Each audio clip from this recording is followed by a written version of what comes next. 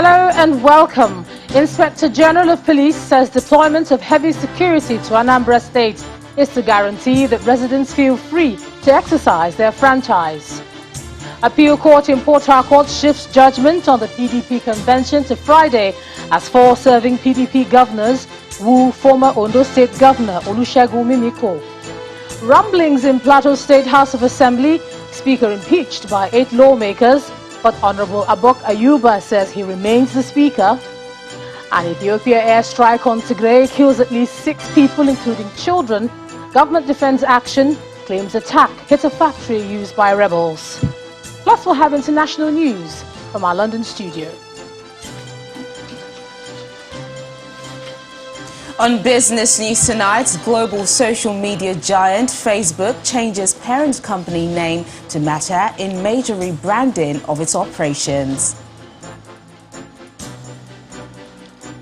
And on Sports News tonight, Barcelona appoint the club's Team B head coach, Sergi Barjuan, to take interim charge of the senior team, while talks are ongoing with club legend Javi Hernandez over his long-anticipated return as coach. And from Abuja, African parliamentarians converge in Abuja for the 4th Conference of Parliamentarians, advocates legislation to improve the economic well-being of citizens and the continent. The massive deployment of security personnel in Anambra ahead of the November the 6th elections can have advantages and disadvantages. The Inspector General of Police, Usman Alkali Baba, made the comment during a ministerial briefing at the State House. He noted that although the police has deployed 34,587 personnel to the state, such deployments can be impactful in 2 ways, one of which is discouraging the turnout of voters, which the police is working hard to avoid. Journalists. For the second time in the last 6 months, the Inspector General of Police, Mr. Alkali Usman Baba, is the guest at the weekly ministerial briefing in the State House. This briefing is holding 8 days before the Anambra State governorship election, and the police chief explains the expected impact of deploying nearly 35,000 officers for the election. There must be some level of assurance that we will give to these people to come out, and that requires massive deployment of officers and men who will also ensure that the subversive element do not take over the process. It has its advantage, but we try to, as much as possible, ensure that it is for the advantage of everybody. Given an update on the extradition request for a senior police officer, Mr. Abba Kyari, who was named as an alleged conspirator in the fraudulent deal against socialite Mr. Ramon Abbas, also known as Hush Puppy, the Inspector General asserts that there has been no extradition request. But I have read it from the social media that there was an extradition request. I have not seen it, I have not heard it formally. We've just received the legal advice from the Office of the Attorney General, and we are working on what to do next. It would also be recalled that the Minister of Police Affairs had in September noted that President Muhammadu Buhari will have the final say on the extradition request against the erstwhile commander of the Police Intelligence Response Team, Mr. Abba Kyari. The issue of prosecution of criminals, particularly kidnappers, is a huge concern for the police. Over 20,000 active criminal cases filed by the police still suffer delay in the court without appropriate justice meted. So the process is long. And that is why in the wisdom of the National Assembly, something like electoral offenses or electoral cases now have timeline. It must be done within so period. So time may come when we may have the ability to say any case of murder must be concluded within so period. The challenge of prosecution of cases has remained a protracted concern for the Inspector General of Police, particularly because of the continued kidnappings on a daily basis with ransom. Now, this presupposes that the fight against these elements might not be as effective unless drastic measures are taken to improve quick dispensation of justice within the system. From the Presidential Villa, Gloria Umezuke, Channels Television News. And staying with the Anambra elections, APGA faithful in 3 local government areas of Anyamelum, Anocha and Njikoka have declared that come November the 6th, Every polling unit will be one for APGA.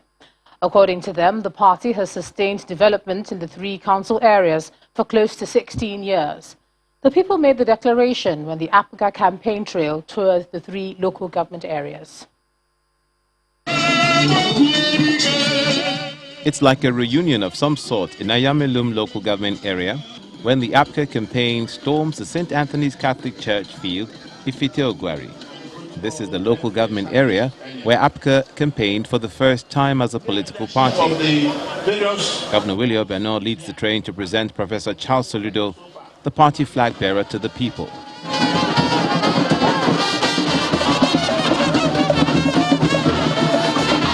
The Speaker of the House of Assembly affirms their belief in APGA. APGA has been, has always had this dominance in Ayamemu from the time APGA started from now, because Ayamemu people believes in APGA philosophy, and that is what is that? That APGA is our traditional political party that has to bring development down to the grassroots, and that is what APGA has always done in Ayamemu. Anocha is agog with excitement as the campaign arrives at the local council headquarters, where the people say it's time to give back to the party that has worked for them. We benefited so much in APGA since after the video. I have been in APGA and know that APGA has made an local government Anambra State what it is today. Thank God we had the former governor, Peter Obi. He did well under APGA. His Excellency, our governor, willingly working governor, he consolidated and take Anambra to the next level. The excitement is also palpable at Injikoka local government, where the governor dances to the admiration of the people.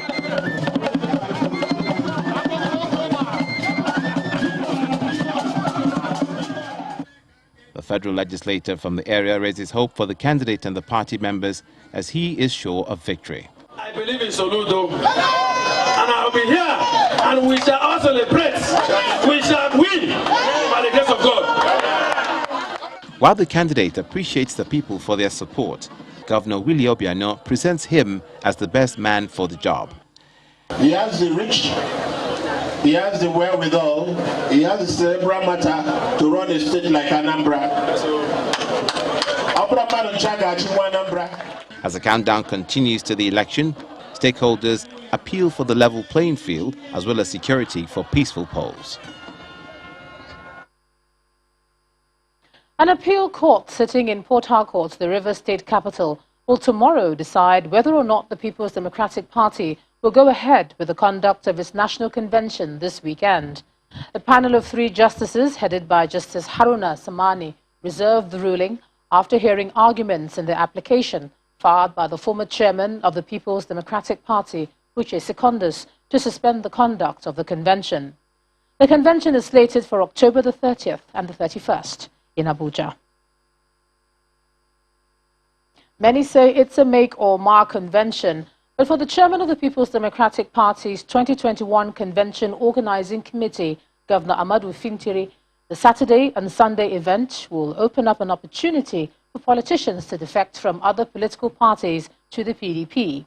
Speaking to journalists on the sidelines of a meeting with the convention electoral officers in Abuja, the governor says a successful convention this weekend will be a signal to the collapse of the ruling All Progressives Congress. According to him, many politicians are looking up to the PDP as a better platform to usher in a new central government in 2023.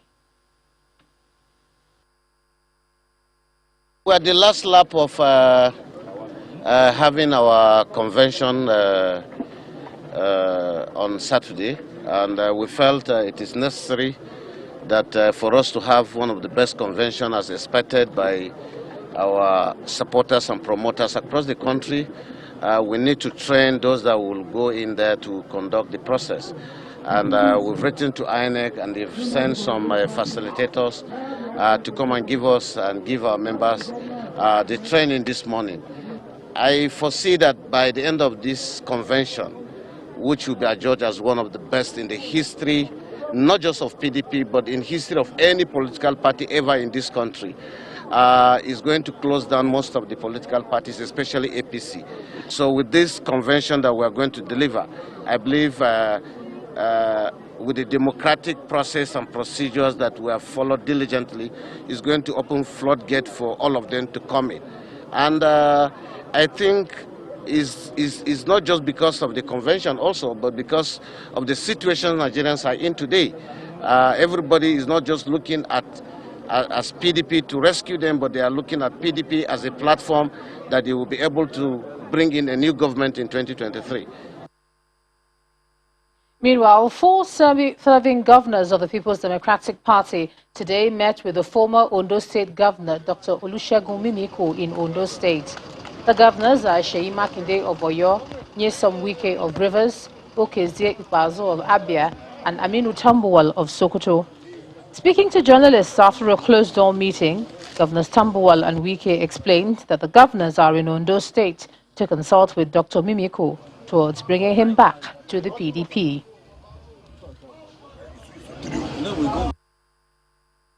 In Nigeria today, we have two divisions of leaders. Those who are happy with the confusion that's going on, and they are in APC, and the rest of us who are not happy with the situation of our country.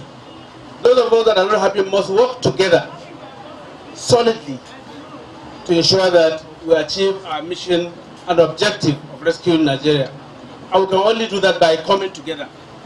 So that's why we're here today, to move back our leader home, and through him to all of you back to PDP. We need everybody now in Nigeria to work together to rescue Nigeria. And people like this cannot be sleeping in their houses and say, well, it's not their business. It's their business. And that is why the chairman said, whatever it takes, yes, we have meeting, but it's also part of the meeting. This one we came here today is also part of the meeting. So we have started the rescue Nigeria, and we have come first to Ondo State to see the local. And I hope, as we leave, we will give him the support to come to join us. Dr. Mimiko, on his part, commended the governors for the visit. He, however, says he will need to consult with his supporters before making his decision known soon. They have come. As usual, they've tried to convince us about why we should come and join forces with them in PDP for what efforts they are making in repositioning politics in Nigeria. We've listened to them. We're going back to have our stakeholders meeting, because ultimately it's the people, the stakeholders that we decide. But we'll give them the information and then we'll take decision. The PDP governors returned to Abuja this evening, where they say they're working towards having a consensus for all vacant offices in the party's national convention scheduled for this weekend. In other politics, in a fresh political twist on the Plateau, the Speaker of the Plateau State House of Assembly, Abok Ayuba, has been impeached in the early hours of today by 8 members of the State Assembly during a session presided over by the Deputy Speaker, Saleh Shehu Yilpon.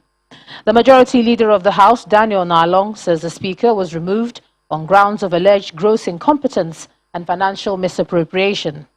The new Speaker, Yakubu Sanda, has been elected and has been presented to the State Governor in a brief ceremony at the Government House, a move opposed by some members loyal to the embattled Speaker.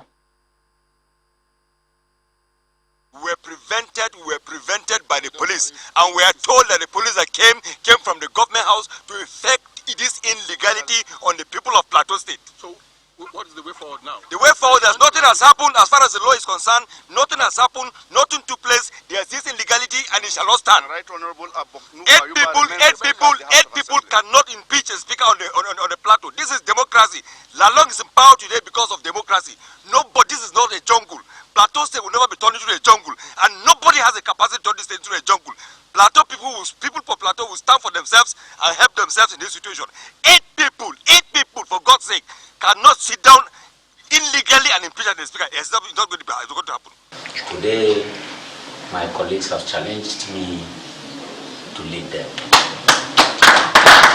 By the grace of God, we will collaborate, we will synergize with the executive and the judiciary so that we ensure we give good government for the people of Plateau. That should be our cardinal point. And I want to believe that is why we are made leaders, is for the people to benefit in democracy.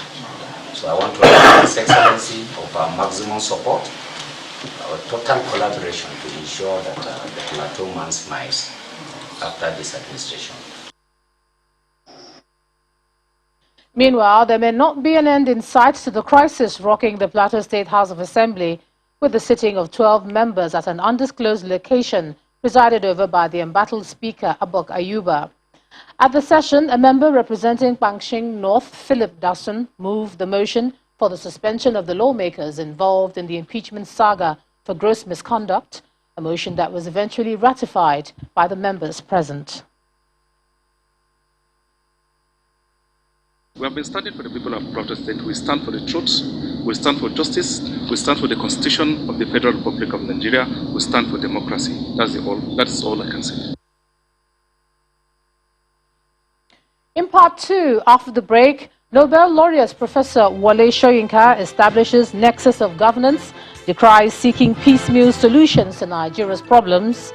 Plus, he shares his experience of the COVID-19 protocol.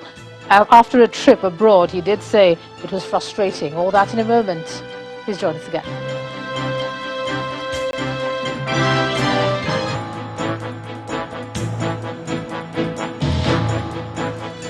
Welcome back.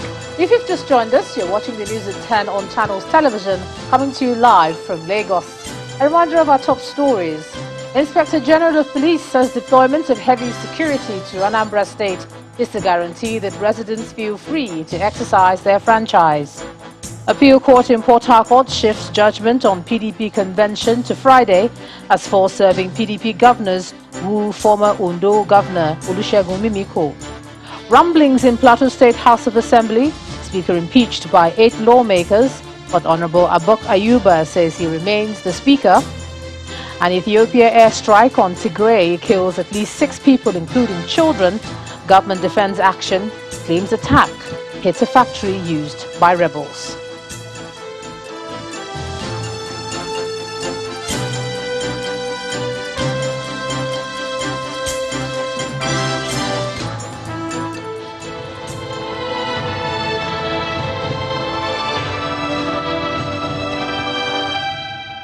Looking for piecemeal solutions to Nigeria's development challenges, the way it's being presently done, will not take the country very far.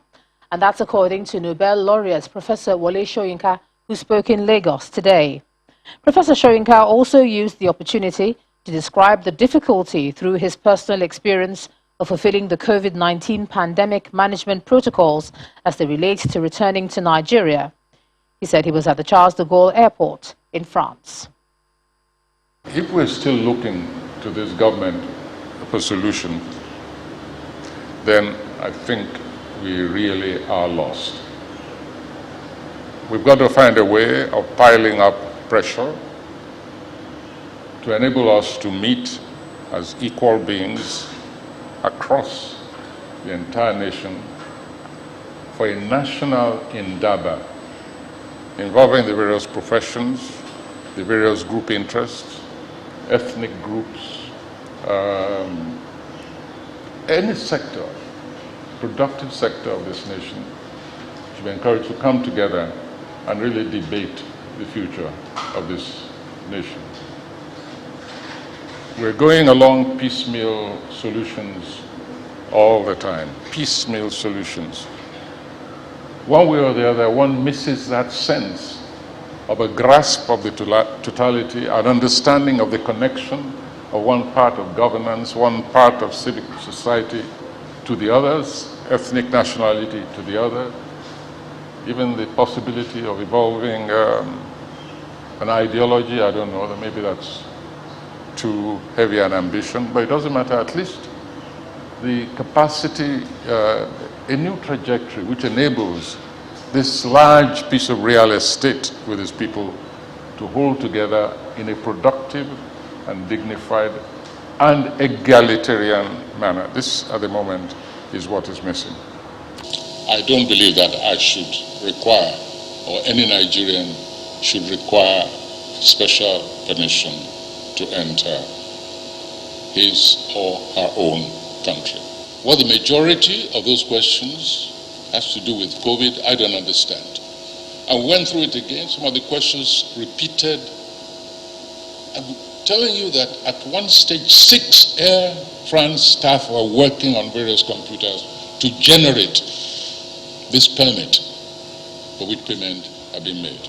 Nobody is saying you shouldn't take the necessary precautions.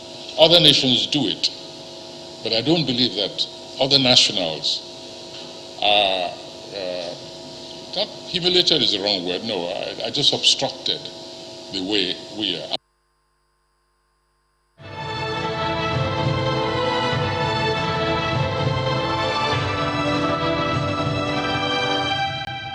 Let's cross over to Abuja now, and here's Linda Akibe. Linda? Hello, Ijoma. The Vice President, Professor Yemi Osinbajo, says African leaders must cater for the socio-economic needs of citizens in their various countries to tackle insecurity on the continent. Professor Osinbajo, who represented President Buhari at the ongoing 5th conference of a network of African parliamentarians on defense and security committees in Abuja, also says Nigeria remains committed to Africa's integration and all collaborative endeavors that promote peace and security. Our correspondent, Emperor Simon, reports. Your Excellencies, 5 years after meeting in Abidjan, Cote d'Ivoire, the network of African parliamentarians on defense and security committees are meeting again in Nigeria, this time to discuss emerging security threats and review previous measures taken. Mr. President, on this occasion, please a round of applause. Nigeria's Vice President, Professor Yemi Osinbajo, who is representing President Muhammadu Buhari, declares the event open. He advised the leaders to come up with measures that will address the socio-economic problems confronting the citizens. We recognize that having large segments of our population feeling alienated and or marginalized is a critical vulnerability. The challenge then for us is to develop measures through policy and legislation that create an umbrella of security over our people and thereby prevent the forces of destabilization from weaponizing the frustrations of the marginalized. President of Nigeria's Senate, Ahmed Lawan, says the National Assembly is committed to ensuring that security gets the desired allocation in the 2022 budget. In the 2022 appropriation bill that has been presented to us, we will ensure that the defense and security of Nigeria receives the highest appropriation for us to provide security for our people. The Sultan of Sokoto, Mohammed Sahad Abubakar, however, believes that in finding solutions to the security challenges confronting the continent, the leaders must look inwards. Only we can solve our own problems in the best way we feel we can solve our problems, because we know what the problems are. So I'd like us to always ensure we use our religious, cultural, and traditional values. The organizers of the conference, however, say they are optimistic that it will serve as a compass for addressing the emerging security issues in Africa. The conference seeks to evaluate the implementation of EU-AU defense and security cooperation in Africa. I have the strong conviction that the next few years will be promising for Africa in terms of peace and security. The consensus at this conference is the need for African countries and their leaders to focus on issues of development. The parliamentarians here believe that if that is achieved, it will go a long way in tackling the issues of insecurity on the continent. Emperor Simon, Channels Television News. And staying with security, insurgents this evening launched a surprise attack on Damboa local government area of Borno State. Local government officials told Channels Television that the attack started at about 5:34 p.m. Early reports indicate that the insurgents stormed the local government headquarters, where most of the villagers reside, shooting heavy artillery. According to an official, the residents scampered home and remained indoors as the shooting continued. It is not clear if there are any casualties, but villagers believe the attack targeted a mobile police base in the town. The villagers say today's attack is the second in 2 weeks. When the news at 10 returns, University of Aberdeen, Scotland returns another stolen Benin bronze 1 day after a similar exercise at the University of Cambridge. Please stay with us.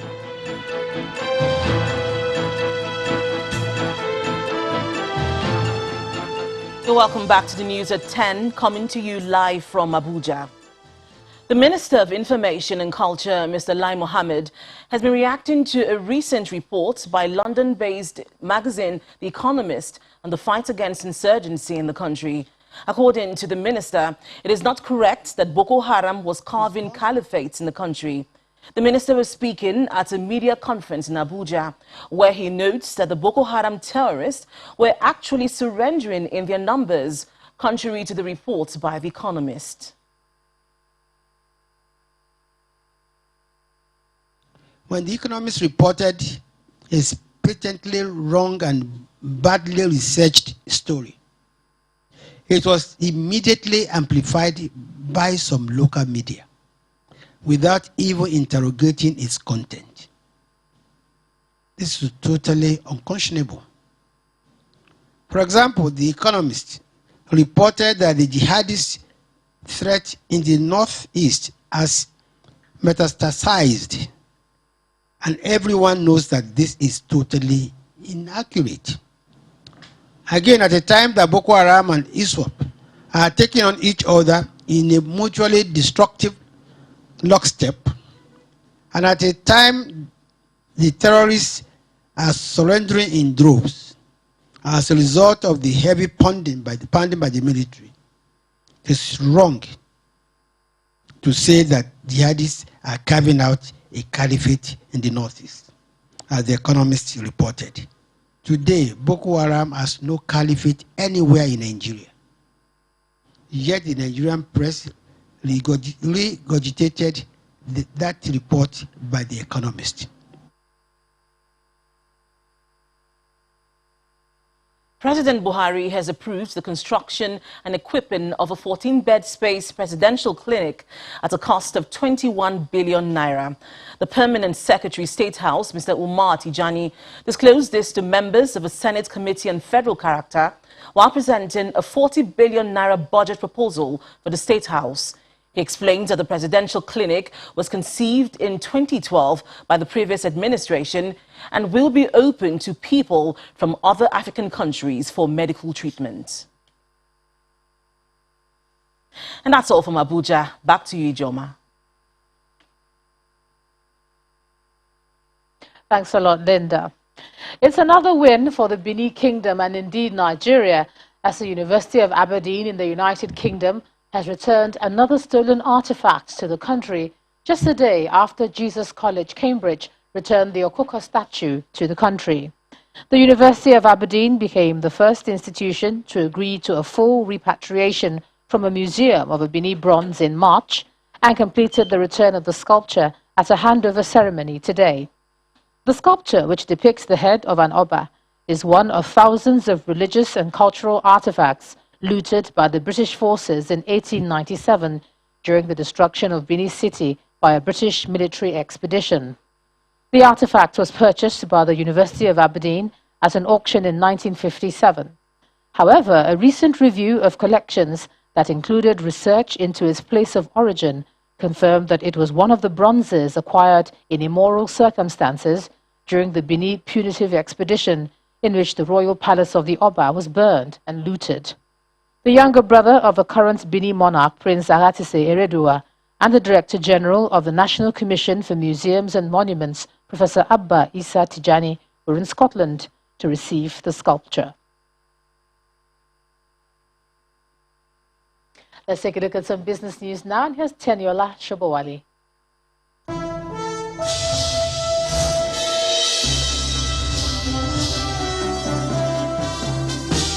Thanks a lot, Ijoma. Welcome to Business News. Multinational social media platform Facebook says it has changed its parent company's name to Meta Platforms. The US-based tech giant's chief executive officer, Mark Zuckerberg, who made the announcement at the company's virtual reality developer conference, says the new name reflects the company's growing rebranding ambitions beyond social media.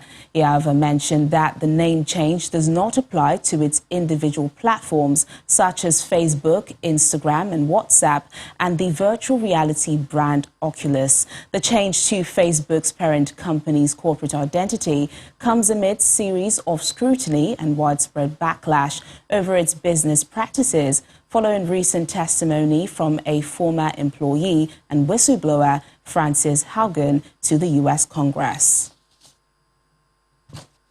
And back home, the Federation Account Allocation Committee has shared the sum of 739.96 billion naira to the three tiers of government as revenue for October. A statement issued at the end of the FAC virtual meeting mentions that the total amount comprises of distributable statutory revenue of 577.76 billion naira, 159.09 billion naira distributable value-added tax revenue, and exchange gain of 3.10 billion naira. A breakdown of the total revenue distributed shows that the federal government received 301.31 billion naira. State governments received 220.272 billion naira. 164.176 billion naira was allocated to the local government councils, while 54.206 billion naira was shared to the relevant states as 13% derivation revenue. And let's check in on the stock market now. Well, it made a bigger comeback from mild loss recorded on Wednesday as investors' interest in MTN Nigeria and 19 other gainers pushed month-to-year-to-date gains above 4% each. Ini John Mekwa has details of today's trading.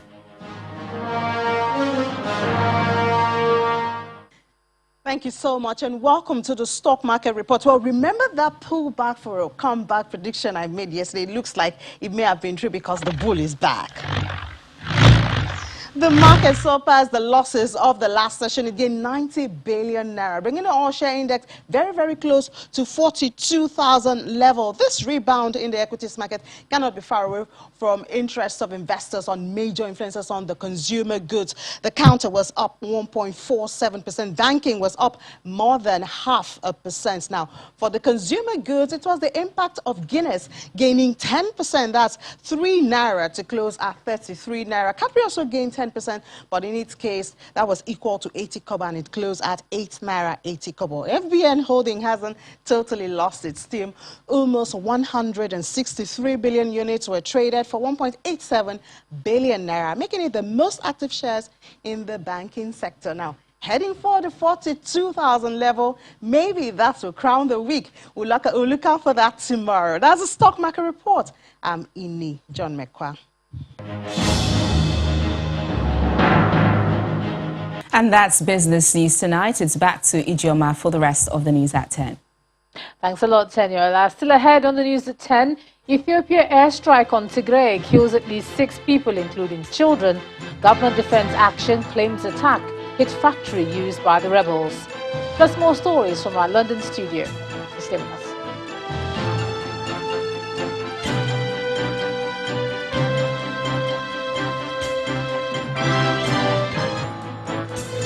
Welcome back to the news at 10. Ethiopia's military has carried out an air raid on the capital of war-torn Tigray region, killing at least 6 people, including 3 children, and injuring more than 20 others. The government claims the attack, the latest in a campaign of air bombardments over the past week, hit a factory used by the Tigray People's Liberation Front. But the rebel group and hospital sources say a residential area was hit. Let's head over to our London studio, where Simon Pusey has more international news on Around the World in 5. Good evening and welcome to the Channel Studios here in London with your international news around the world in 5. A British trawler has been seized by France and another has been fined amid an escalating row over post-Brexit fishing rights.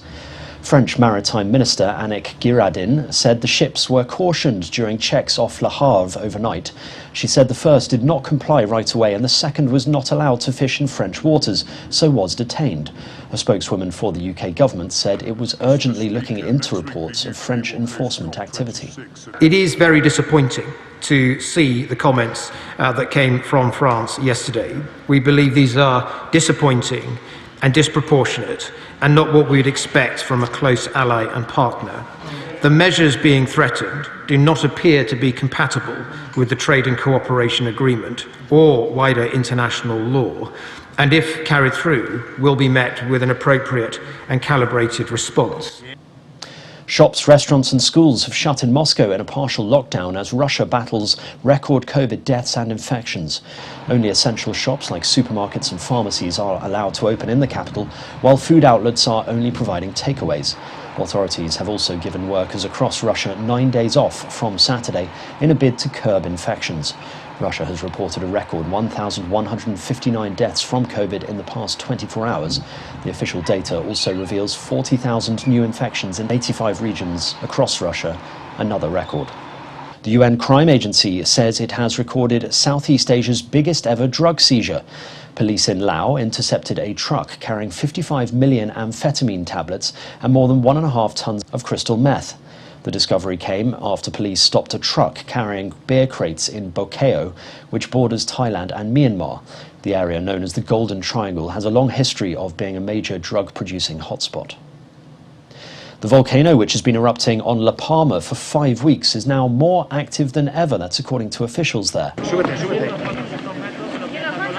It comes after a partial collapse of the crater, which brought a new powerful river of lava to previously unaffected areas. The eruption drove a volcanic ash cloud high over the island off northwest Africa. Residents watched to see what direction the new lava flow would take, and authorities are preparing to move more people from their homes. Floodwater mixed with hail has flowed in the streets of the South Australian town of Tanunda. Oh no! Video showed hailstones the size of golf balls lashing the area. Oh, heavens above! The Australian Bureau of Meteorology has issued thunderstorm warnings over large parts of Adelaide, with the north and east facing the possibility of severe ones in the forecast.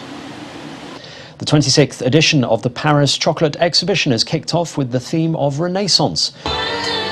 A translucent dress with strategically placed real chocolate embroidery and a Picasso-inspired outfit were the highlights.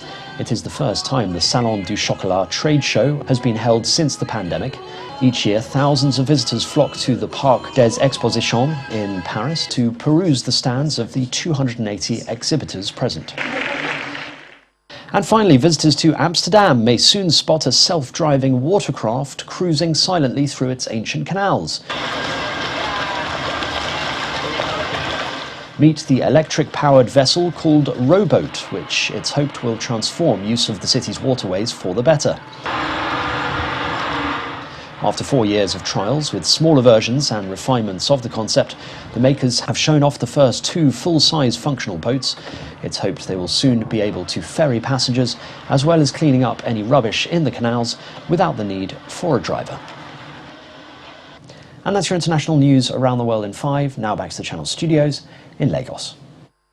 Thanks a lot, Simon. Let's take a look at some sports now. Here's Chris Ilems.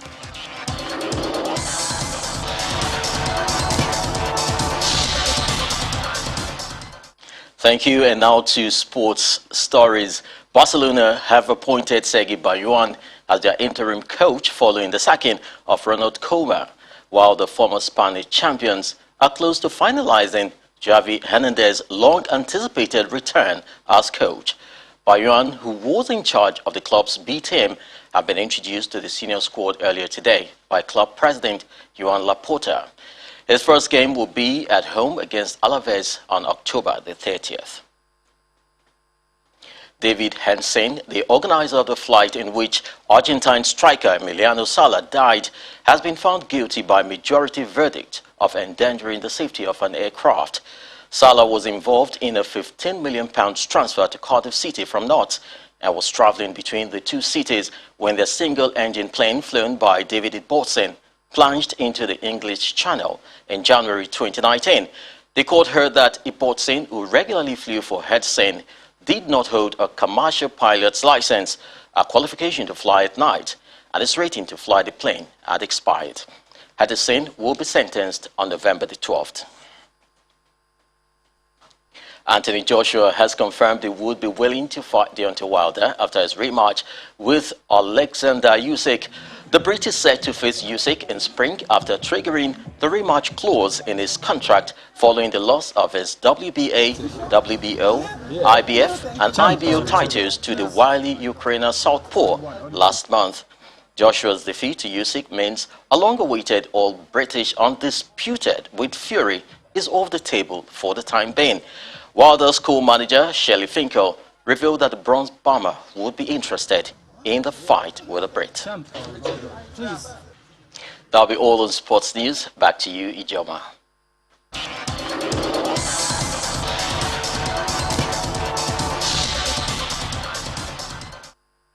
Thanks a lot, Chris. And just one more story before we go.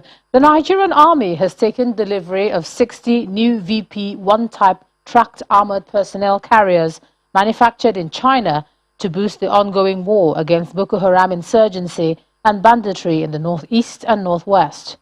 Speaking during the commissioning of the new armored tanks at the Nigerian Army School of Infantry, Jaji, Kaduna State, the Chief of Army Staff, Lieutenant General Farouk Yahya, said the deployment of new platforms to the battlefield underscores the federal government's commitment to ensure that a state of normalcy is achieved across the country. And the main news again. The Inspector General of Police today said the deployment of heavy security to Anambra State is to ensure that residents feel free to exercise their franchise. Mr. Usman Akali Baba made the comment during a ministerial briefing at the State House. And that's the news at 10 tonight. Thanks so much for staying with us. I'm Ijoma Kunyato. Good night.